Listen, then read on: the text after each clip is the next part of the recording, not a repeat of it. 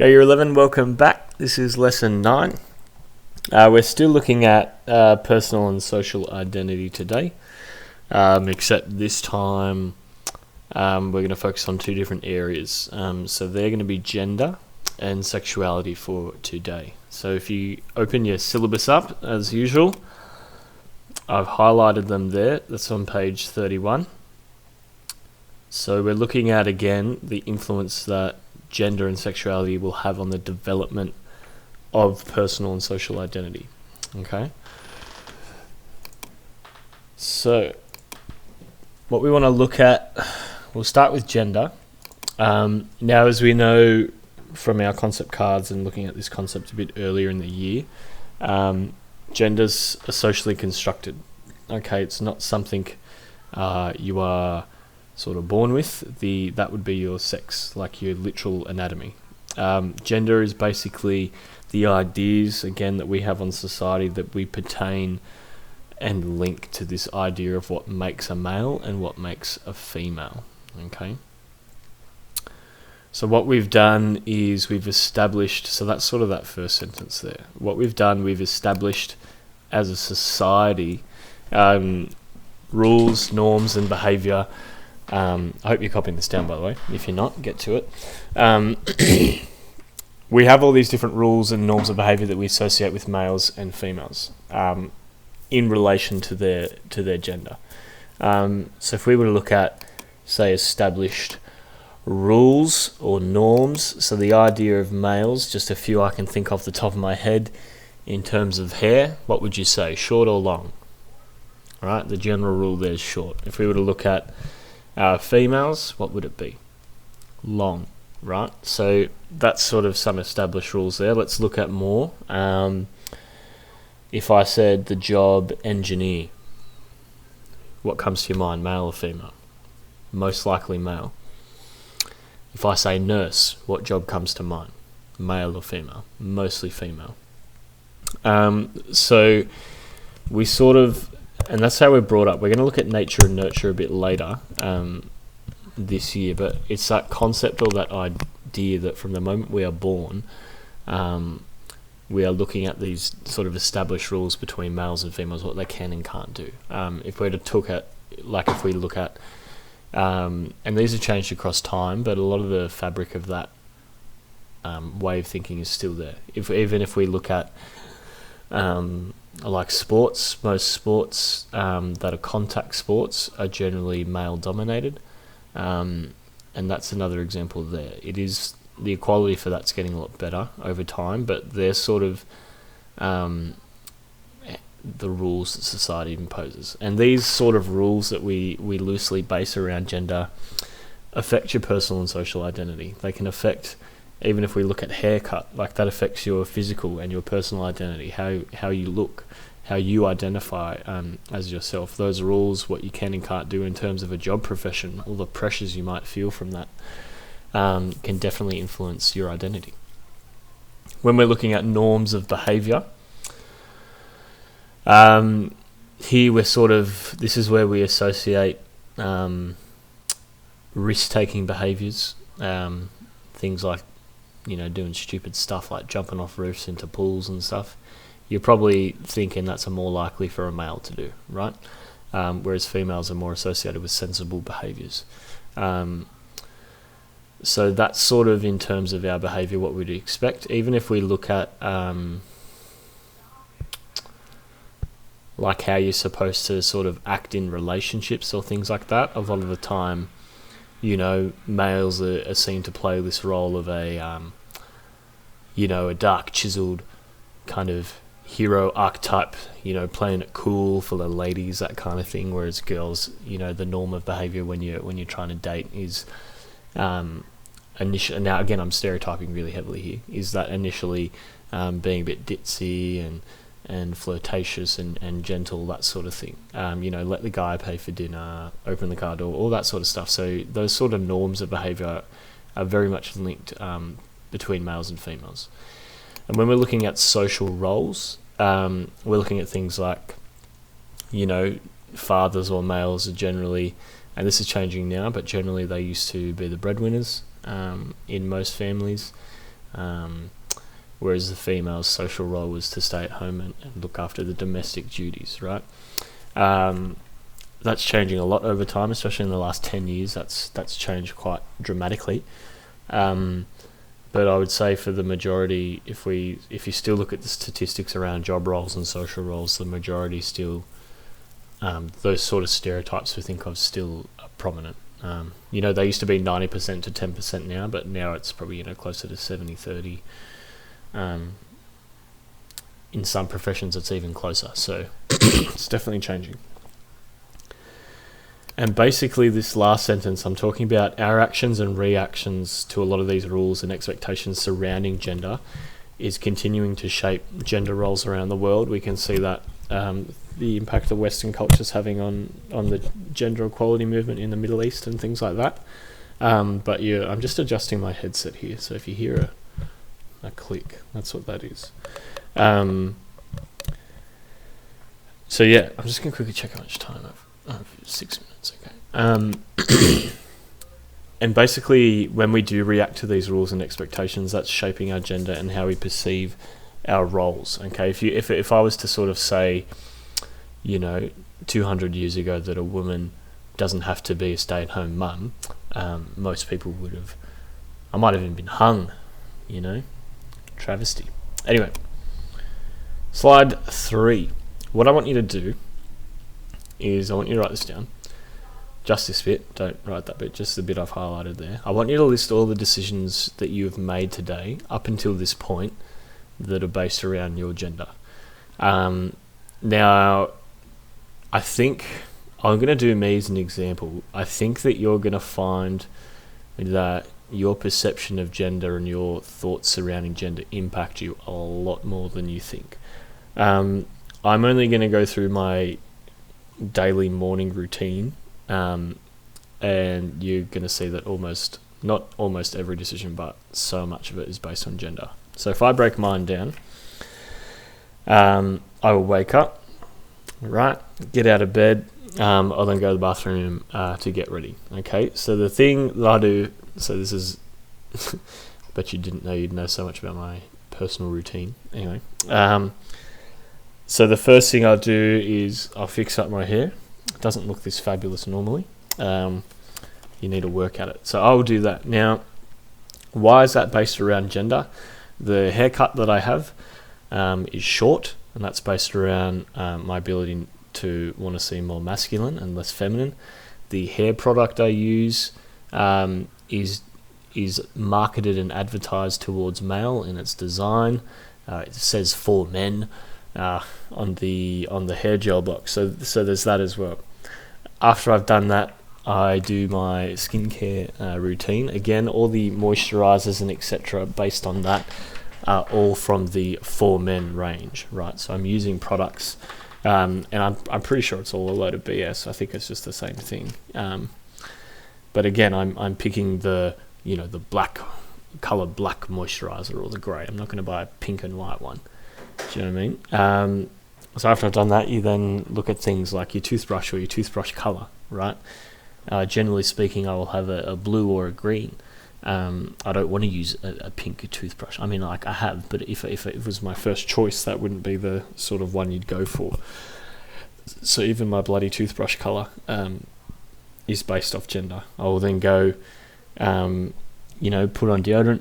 Again, that's based around gender. The scent that I'm trying to use, I'll then use my cologne. Again, similar to that. The type of clothes I'm then going to put on after that to get ready for work. Okay, I'm not going to pull out a dress and high heels because I'm a man, right? I don't associate with that. It's this idea that I have to wear a certain type of clothes and look a certain way, so I'm going to wear a shirt. The dress policy I have at work for males is specifically I have to wear a collared shirt. So again, that rule is based off gender. Then once before I even get to work, the type of car that I drive, the type of car that I bought, I made sure it was quite a neutral colour.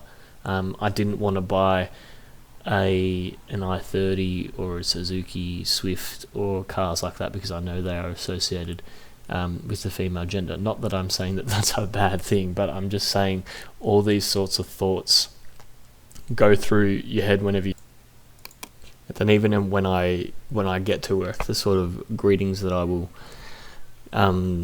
do, so as my male staff and colleagues, I might say, "Oh, g'day, mate. You know, how you going?" Shake their hand, be all blokey, and then when I'm greeting my female colleagues, I'm probably going to be like, "Oh, good morning. How are you?" I'm going to be a bit more polite, a bit less sort of aggressive in how I speak, and be sort of more respectful. Just because, again, like the decisions I'm making, how I'm even speaking and interacting with people are based off gender. That's just my morning. So I want you guys to go through and tell me about your whole day. And I want you to think about a typical day where you would actually physically go to school. Because your isolation routine might be you just stay in bed all day. All right, so that's that. What I want you to do after that is go down to slide 4 here. I just want you to look at sort of old gender stereotypes over time. Some of these are quite interesting. So these was a dating article magazine back in the 1950s, and what it was titled was 129 Ways to Get a Husband. So I want you to go to that link, and I want you to write down in your books the 5 that you think are the most crazy to you, the ones that stand out the most. Okay, so there are things like, and they've got this little subtitle. So, where do you find your perfect man? Have your car break down at a strategic place. Join a hiking club. Take up golf and go to different golf courses. Take a bicycle trip through Europe, because you can't take one at your local neighbourhood or anything to meet a bloke. Sit on a park bench and feed the pigeons. There is nothing more a bloke loves than seeing a lass sitting on a park bench feeding pigeons. Let me tell you. Like they seem a bit ridiculous, don't they? Become a nurse or airline stewardess. They have very high marriage rates. It's just crazy. Like 17. Be friendly to ugly men. Handsome is as handsome does. Right? Crazy. Get lost at football games. Don't be afraid to associate with more attractive girls. They may have some leftovers. I mean, how's that for language? How they view women as leftovers. Crazy. So, how to let them know you're there. You know, stumble when you walk into the room. Carry a hat box. I don't even know what a hat box is. 34, wear a band-aid. People always ask what happened. 35, make a lot of money. I don't know how you're supposed to do that if you're meant to be working at home, but anyway. So you can see like all of these sorts of ideas. It's crazy. How to look good to him. Practice your drinking with your women friends first. Like it's hectic. Tell him he's handsome. That'll make you look like it's intense. So I want you to read through all of these. They're quite entertaining. Oh, here we go. Wild ideas. If your mother is fat, tell him you take after your father. If he's fat too, tell him you're adopted. Okay, so you don't want your husband to think you're fat, apparently. 123. Ask your mother to take in male boarders, because that sounds very safe and everything. Anyway, and bold men are easy catches, so make a toupee. Alright, so I digress. They're very entertaining to read, though, so definitely have a look at that and see how you get on. We'll move on to sexuality now. So humans generally, so copy this down, humans are generally very bashful about sex and sexuality. That we are, especially when we're younger or in high school. You guys are all in class at the moment, so when I say the word sex, I'm imagining you're all still giggling and laughing. But we're sometimes unable to rationally discuss these issues. Things that are serious about sex or sexuality, such as birth control, STIs, sexual orientation, and even taboos prescribed by society, religions, or culture. What I mean by taboo is something that's considered unusual by the majority, or something that's considered not normal, is what taboo means. So when you do have this conversation with people about sexuality, just try to be a bit mature about it. Sorry, I just ate dinner, so I'm a bit burpy. So that's sort of, I just wanted you to get that in your heads before we talk a bit too much about it. So when we're talking about sexuality now, how that affects your identity and your social and personal identity, it's huge. It's similar to gender in the way that a lot of your behaviors will be based off your sexuality. So if I'm to say what's a stereotypical heterosexual man's behaviors, okay, you might say, he doesn't go into much detail, he has a low voice, he hangs out with the boys, enjoys sport. If I was then to say what is your image of the behaviors of a homosexual man, you might have stereotyped sort of ideas that they're flamboyant, their voice is high pitched, they dress more femininely, they talk more femininely, they take higher or greater care in their personal appearance, things like that. So a lot of how we orientate sexually, similar to how we orientate with our gender, affects our personality, how we look. It affects a lot of the behaviours and things that we engage with. So it's a very big part of the socialisation process. What I want to note is that people become aware of sexuality at different times, just because there's a huge... If we're talking about your identity formation and growing up over time, there's a really diverse age range of puberty onset. So you can start showing signs of puberty at 9 or 10 years old, or you might be a late bloomer a bit later, around 13, 14. Everyone's body has a different clock, right? So when we're looking at sexuality and the types of conversations and behaviors and realizations that come along with puberty, that I'm sure you've all been through or are probably going through right now, that affects how you perceive the world. It affects some of your behaviours and things that you're going to undertake. As a boy, you might notice and look at girls very differently than what you used to if you're traditionally following the heterosexual route, and things like that. So, and likewise with girls. Generally, girls tend to hit sexuality or puberty onset quicker than boys, or earlier than boys, and that's generally, just as a fun fact, why they're usually a bit more mature as well. So when we're looking at, so how that links later on is that when adolescents are looking at perceptions or awareness or expectations around sexual activity, that's going to change a lot depending on the age that you are, depending on how aware you are from puberty onset. But societies, or our sort of Western societies currently, it's saturated with sexual imagery and content that's often unrealistic or extreme and can cause a lot of confusion and issues with sexuality.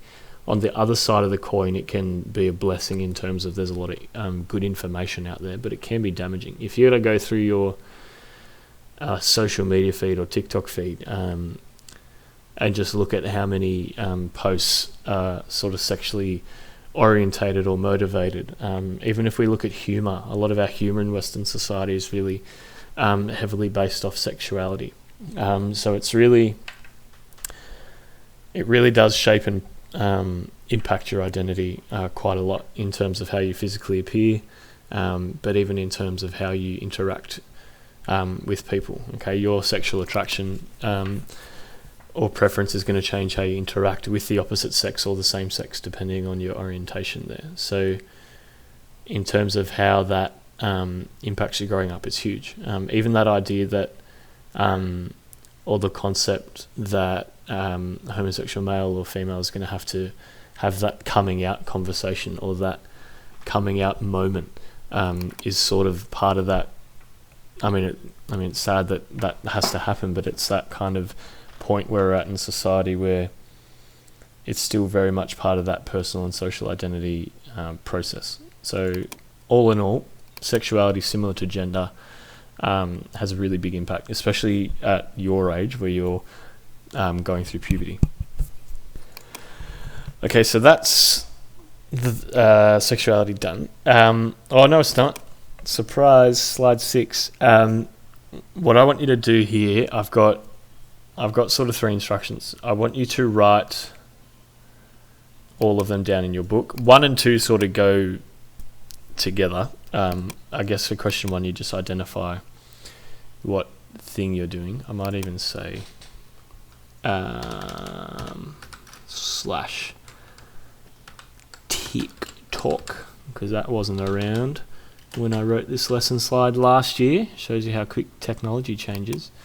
I have TikTok now, by the way, and I'm addicted, and I haven't posted anything, so if you try and stalk me, you won't find anything. Haha. But it's hilarious. They're really funny. Anyway, so what I want you to do here is I want you to pick your social media of choice: Instagram, Facebook, Snapchat, TikTok, etc.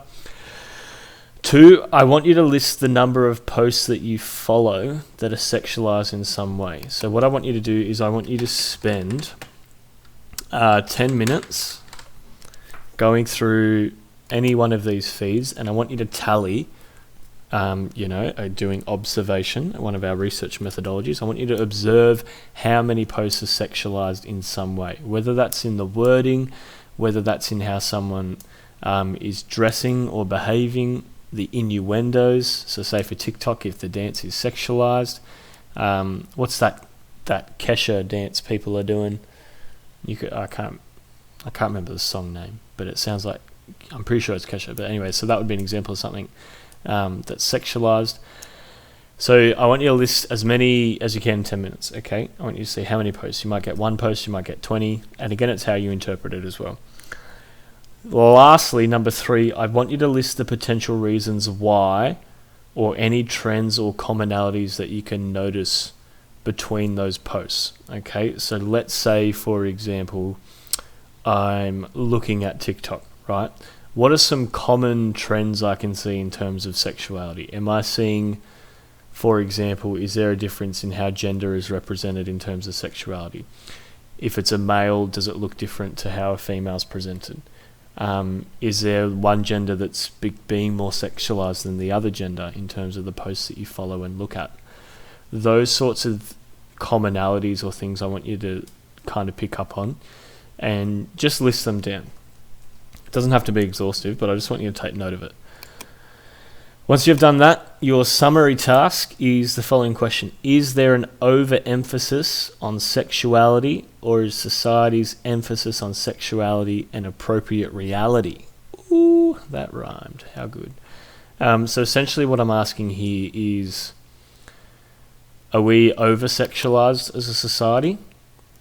Or is the amount of sexualized content in society appropriate and normal? What do you think? There's no right or wrong answer. Tell me what you reckon. That's it for lesson 9. I hope you had fun learning about gender and sexuality and sex and stereotypes and sort of how they all interrelate with each other. And yeah, I'll see you in the next one.